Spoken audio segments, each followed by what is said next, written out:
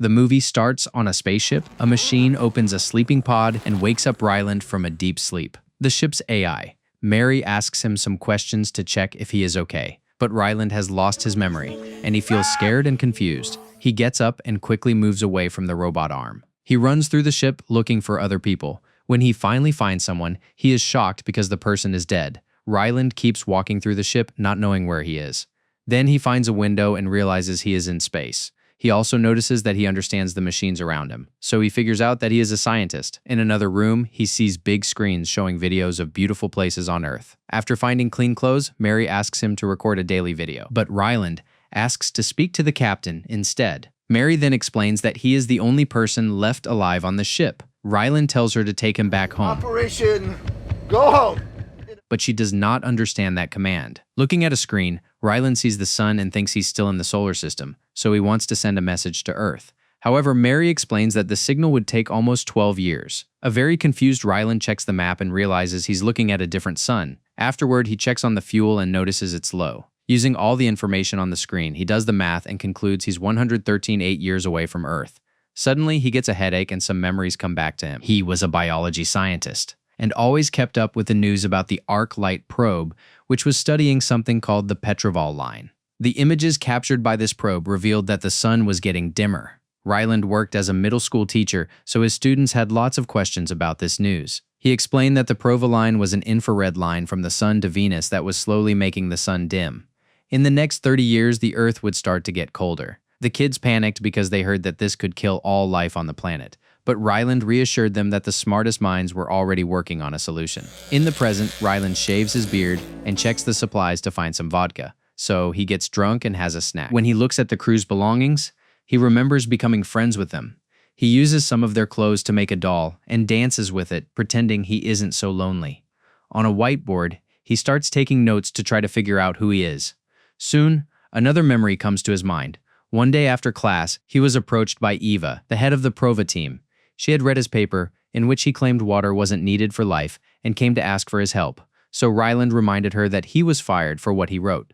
However, Eva knew he was actually fired because he disrespected a superior, and since then, nobody wanted him around. Ryland tried to get away from her, but Eva followed him and revealed that the samples the probe took from the line lived on the sun's surface, so his water theory could be right. Ryland agreed to go with them after they confirmed that the sun was dying. In a lab, Ryland ran some tests on the samples while important foreign leaders watched. The samples could move, but that didn't mean they were alive, and they were so dark it was impossible to look inside them. Ryland kept trying different methods until he managed to brighten them, and he confirmed they were small alien cells. This test killed the cell, but that meant he could find out what it was made of. After some more tests, he discovered these cells were mostly made of water, which caused him to throw things in frustration because it meant his theory was wrong. The cells gave off a lot of infrared light when they moved, and their waves matched the Prova line's frequency. They took in solar energy and released it to move. Afterward, Eva told Ryland to go home because she had other scientists to call. However, he was now committed and insisted he wanted to help the world. So Eva agreed to let him keep 3 cells for more testing. Ryland wondered why the cells went to Venus and past Mercury. Getting some ideas for a test, he went to a hardware store and bought a bunch of materials inside a big box. He put a smaller box that would produce the same infrared light as Venus's atmosphere. If the cells moved toward it, it meant they needed carbon dioxide. After the box was sealed, Ryland connected the light and the cells immediately disappeared from the dish. It confirmed the theory, but it also meant his 3 cells were loose in the box. If they opened it, they would escape by running toward the next source of light. With the help of some guards, Ryland sealed the lab with himself and the box inside. Then the lights were turned off and Ryland opened the box again. He quickly found the 3 original cells, thanks to their glow, and to his shock there was also a 4th one. This meant the cells needed both sunlight and carbon dioxide to multiply, which was why they went to Venus. After putting them all in a dish, the lights were turned on, and Ryland called Eva with the big news. Afterward, the military picked up Ryland in a jet, and he panicked badly at the speed and had to take sleeping medicine. He later woke up on an aircraft carrier and threw up as soon as he got off the jet. Eva immediately introduced him to a team of the world's most important scientists and leaders, although he wasn't able to answer every question. The team confirmed they had repeated his experiment and got the same results. They decided to name this new organism Astrophy, and they wanted to make 2 million kilos of it. Ryland didn't understand why they wanted so many. Why on Earth would you need that much astrophage? Nobody told him. So Eva granted him access to all the secrets behind Project Hail Mary. It turned out our sun wasn't the only dying star. This had been happening all over the universe, and so far only one star hadn't been affected, Teidi, which was 11.9 light-years away from Earth. They didn't know why Teidi was not affected, so the plan was to send a spacecraft to find out. They needed enough fuel for such a long trip, and the astrophy could be that fuel if they could make 2 million kilos. Ryland pointed out that so much astrophy could blow up California. So Eva explained that was why they were on a ship in the middle of the ocean. All this fuel would still only be good for a one-way trip, so the results would be sent back to Earth in probes and the astronauts would die in space. They would be in a coma for most of the trip and they only needed 3, a pilot, an engineer, and a scientist. The chances of the plan working were extremely low, which was why it was named after the phrase Hail Mary. After recovering all these memories, Ryland finishes cutting his hair and dresses properly. He also checks on the crew again and grieves for his friends.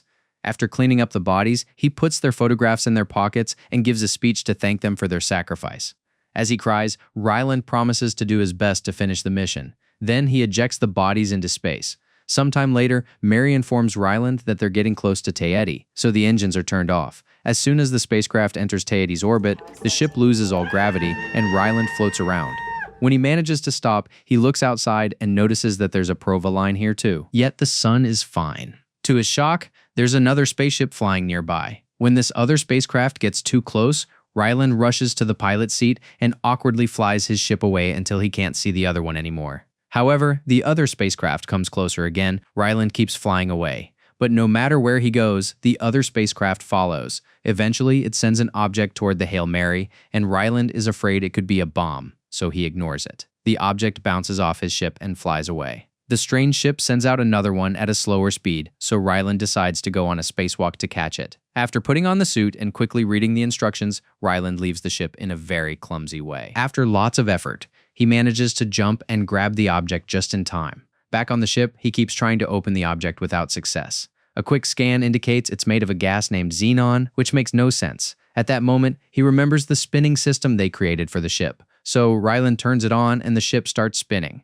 After a few seconds, the ship steadies and he has gravity again. He analyzes the object once more, but the scan still says it's made of xenon. He twists the top and this time he manages to open it, only for Mary to warn him about a foreign object in the room. Ryland rushes to put the object inside a glove box and takes out a strange sphere with lines. He notices there's another lid and also takes it off to find a smaller sphere with rods. It jumps from his hand and stands on its own.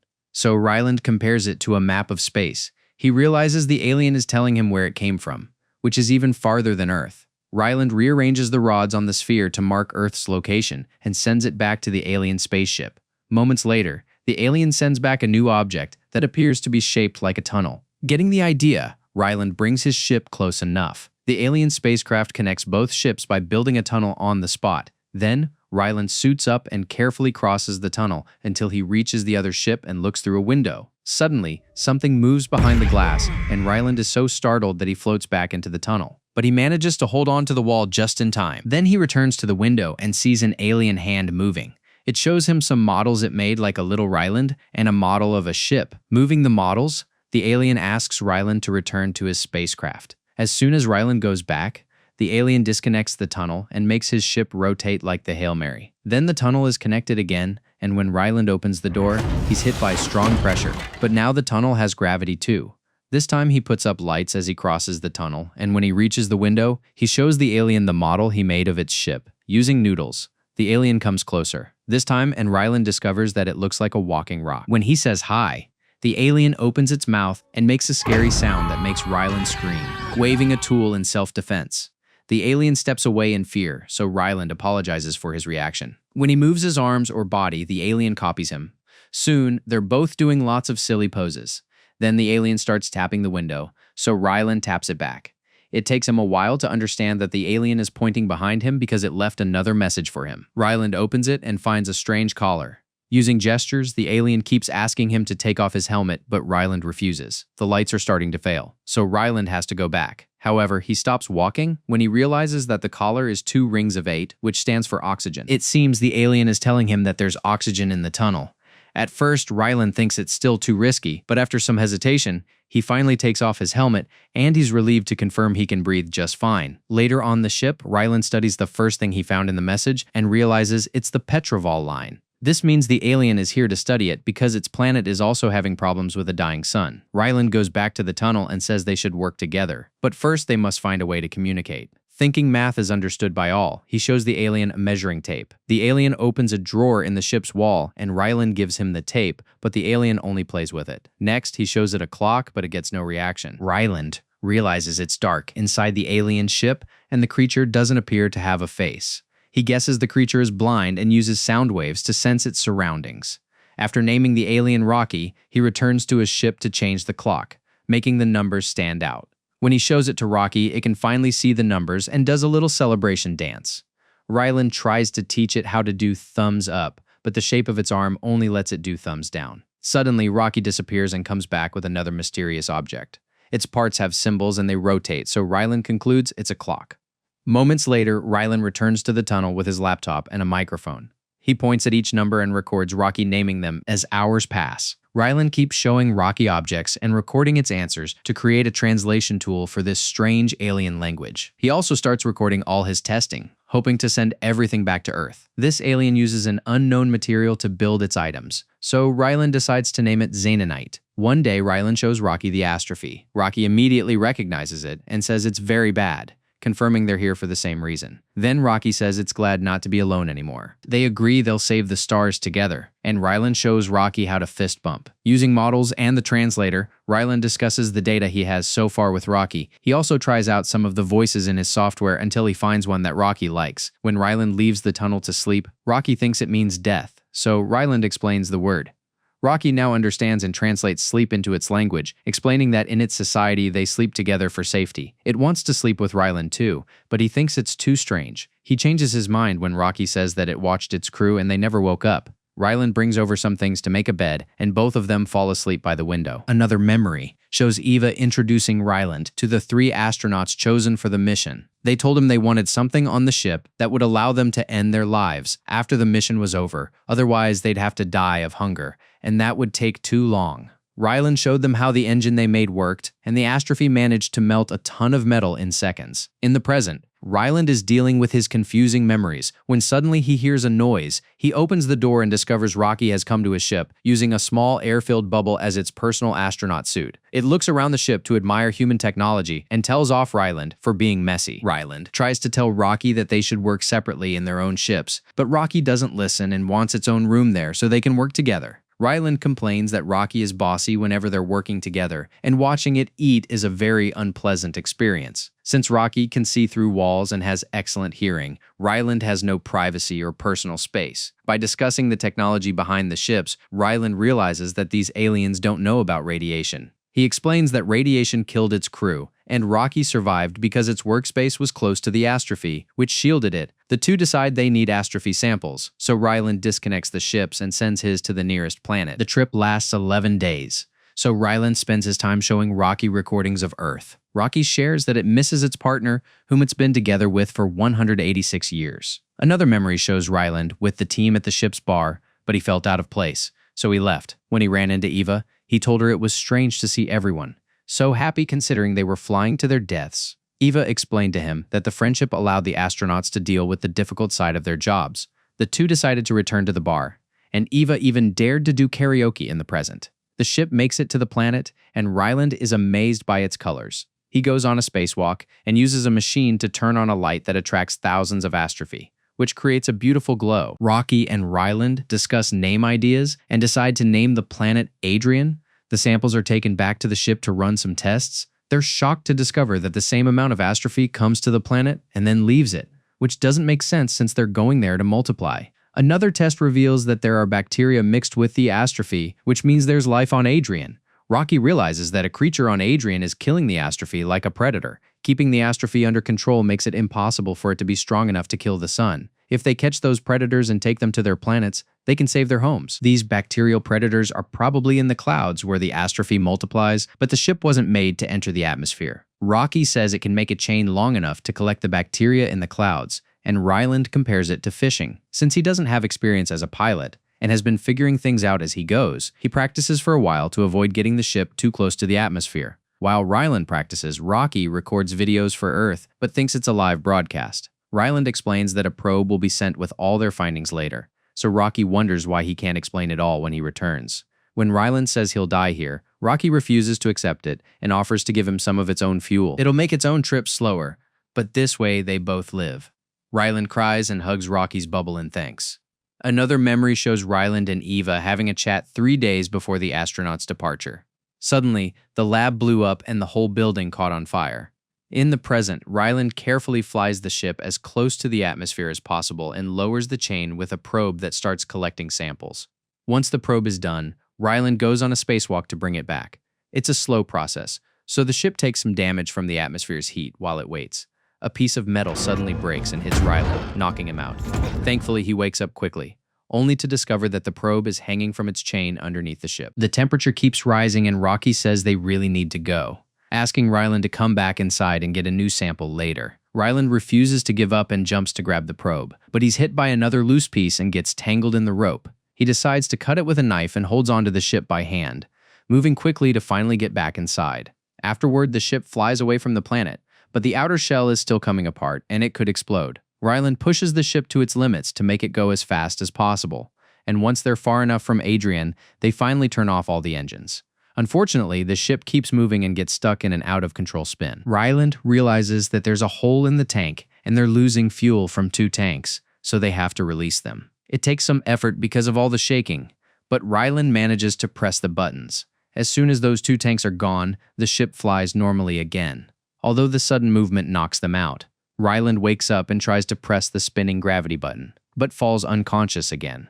Rocky also wakes up and keeps trying to talk to him. However, the translator isn't working. Feeling desperate, Rocky comes out of its bubble and presses the buttons itself. The ship begins to move more slowly, and the gravity inside settles too. Being outside its bubble is hurting Rocky, but this doesn't stop it from taking Ryland to the medical bay. As the ship's robots take care of its friend, Rocky passes out. Another memory reveals that the lab blew up because of a mistake while handling the astrophy. The scientist astronaut and his replacement were killed and they didn't have enough time to train a new one. So Eva asked Ryland to go. He didn't want to, and an argument followed, which got worse when Eva pointed out that Ryland had no family, friends, or even a pet. She gave him 3 hours to reconsider. In the present, Ryland wakes up and follows some stains on the floor that look like Rocky's version of blood. He's relieved to discover that Rocky has returned to its bubble and has been sleeping to recover. He sits next to it so they can sleep together like before. Later, Ryland finds a message that Rocky left on the computer asking him to save their homes. He starts working on the tests and confirms he has collected the bacteria that eat the astrophy. He names it Tamoa and starts growing it inside xenonite containers, changing it in a way that will make it survive in Venus's atmosphere. As days pass, Ryland grows worried because Rocky doesn't wake up. He keeps talking to it and even hangs encouraging drawings on its bubble. Sometime later, Ryland is napping when he's suddenly woken up by a noise. He's overjoyed to find Rocky healthy and immediately hugs him. Then they look at the Tamoa supply, which has created a good amount of bacteria. This means they can finally go home and they celebrate by watching footage of fireworks. Rocky puts xenonite around its limbs,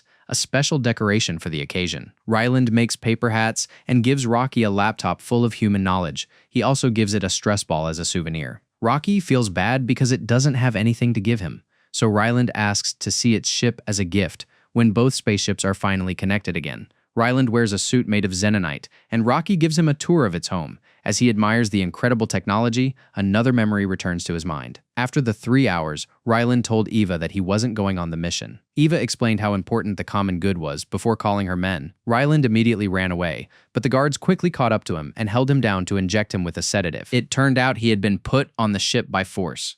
In the present, Rocky helps Ryland fix the damage on his ship, so it's finally time to go home. They share a very emotional goodbye in the tunnel and do some silly moves before they go their separate ways. The ships fly in different directions and Ryland has to get used to being alone again. Moments later, Mary tells Ryland that she found something dangerous on the ship, so he turns off the engines to check. When he looks at the Tamoa, he sees it has broken out of its container. He quickly moves it into a new sealed box to keep it safe. Now Ryland gets worried about Rocky. Rocky's ship is made of xenonite, and the Tamoa can eat it. If the Tamoa escapes, it will destroy the ship's fuel, and Rocky will be stuck in space. Ryland tries to find a way to save Rocky and still go back to Earth, but he realizes he can't do both. He decides not to let his best friend die. So Ryland sends all his research and the bacteria to Earth using probes, just like the plan then. He changes the direction of his ship. A few days later, he finds Rocky's ship. He goes outside in space and moves toward it.